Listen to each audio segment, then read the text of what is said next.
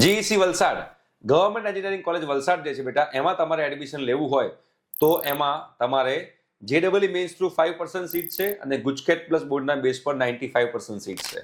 તો આજે હું જેડબલઈ મેન્સની વાત કરીશ કે તમારો ઓલ ઇન્ડિયા કયો રેન્ક હોવો જોઈએ. ઓકે, અને બેટા તમારે આખી જો ફ્રી ઓફ કોસ્ટ બધી ઇન્ફોર્મેશન એડમિશનની જોઈતી હોય તો સ્ક્રીન ઉપર એક નંબર આવે છે, એ નંબર પર ફટાફટ વોટ્સએપ મેસેજ કરો, અમારી ટીમ તમને વોટ્સએપ ગ્રુપમાં એડ કરશે. ઓકે, જીઈસી વલસાડમાં બેટા તમારે કેમિકલમાં એડમિશન લેવું હોય, તમારો રેન્ક જે છે એ 2 લાખની આજુબાજુ હોવો જોઈએ.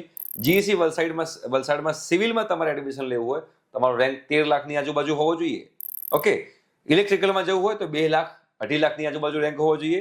મિકેનિકલમાં જવું હોય તો 8 લાખની આજુબાજુ રેન્ક હોય તો જીઈસી વલસાડ તમને મળી જાય. ઓકે, અગેન આ બેટા ગવર્મેન્ટ એન્જિનિયરિંગ કોલેજ છે.